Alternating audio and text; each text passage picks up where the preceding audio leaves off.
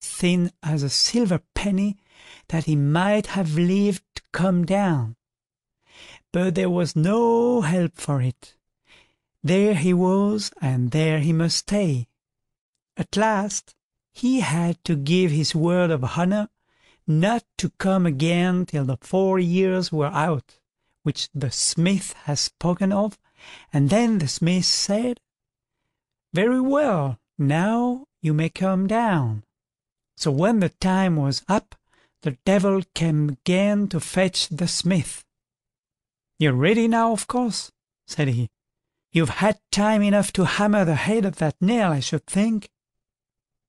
"Yes, the head is right enough now," said the smith, "but still you have come a little tiny bit too soon, for I haven't quite done sharpening the point. Such plaguey hard iron I never hammered in all my born days. So while I work at the point, you may just as well sit down in my easy chair and rest yourself. I'll be bound you're weary after coming so far."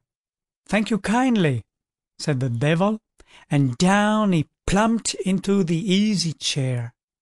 But just as he had made himself comfortable, the smith said, on second thoughts, he found he couldn't get the point sharp till 4 years were out. First of all, the devil begged so prettily to be let out of the chair, and afterwards, waxing wroth, he began to threaten and scold. But the smith kept on, all the while excusing himself and saying it was all the iron's fault, it was so plaguey hard, and telling the devil he was not so badly off to have to sit quietly in an easy chair, and that he would let him out to the minute when the 4 years were over. Well, at least there was no help for it, and the devil had to give his word of honor not to fetch the smith till the 4 years were out. And then the smith said, "Well, now you may get up and be off about your business." And away went the devil as fast as he could lay legs to the ground. When the 4 years were over, the devil came again to fetch the smith, and he called out as he stuck his nose in at the door of the forge, "Now I know you must be ready." "Ready, aye, ready," answered the smith. "We can go now as soon as you please. But hark here, there is one thing I have stood here and thought I would ask you to tell me. Is it true what people say, that the devil can make himself as small as he pleases?" "God knows it's the very truth," said the devil. "Oh," said the smith, "it is true, is it?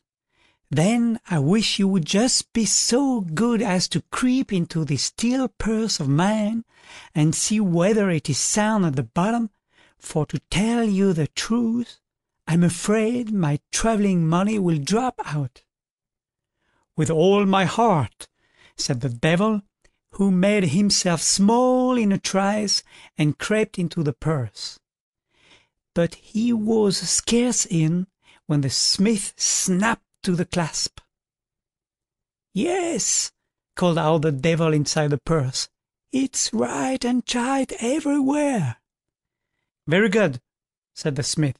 "I'm glad to hear you say so, but more haste the worse speed, says the old saw, and forewarned is forearmed, says another.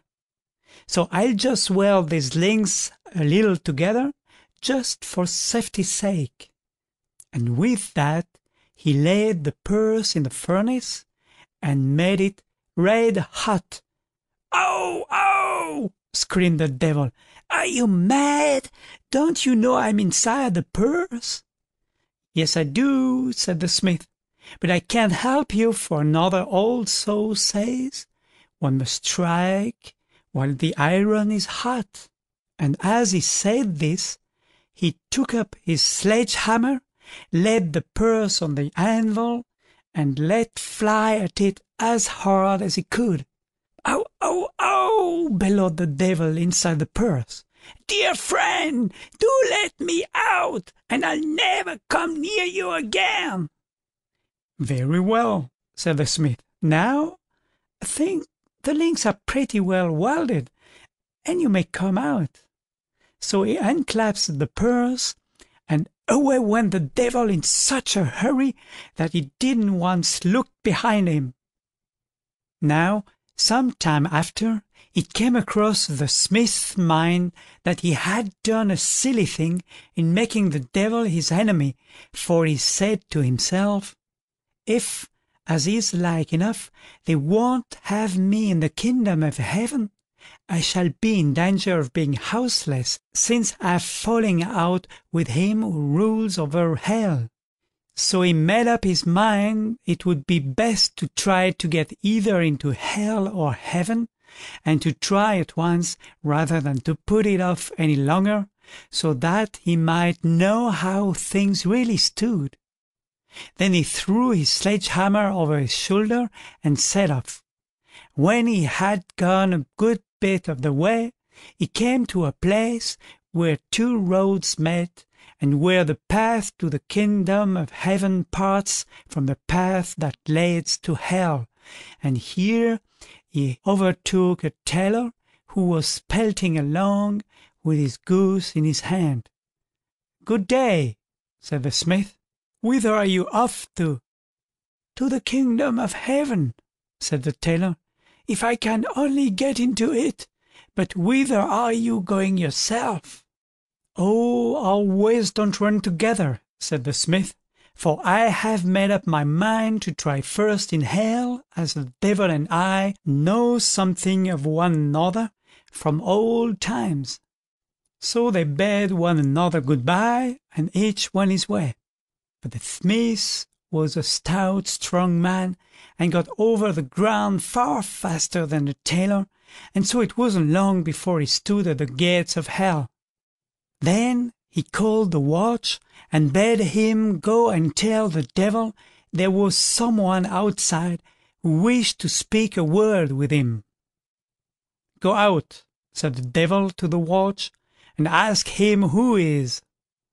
So that when the watch came and told him that, the smith answered, "Go and greet the devil in my name, and say it is the smith who owns the purse he wots of, and beg him prettily to let me in at once, for I worked at my forge till noon, and I have had a long walk since."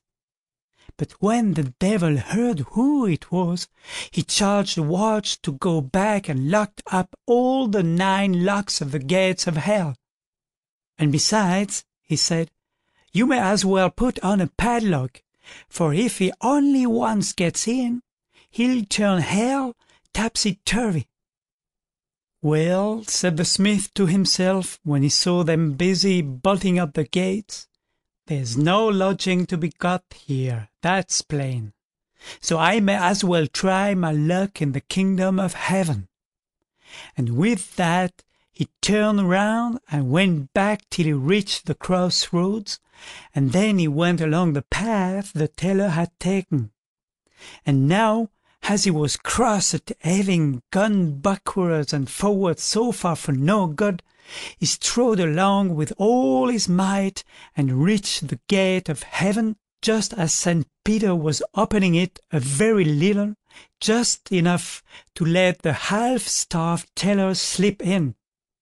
The smith was still 6 or 7 strides off the gate, so he thought to himself, "Now there's no time to be lost," and grasping his sledgehammer, he hurled it into the opening of the door just as the tailor slunk in.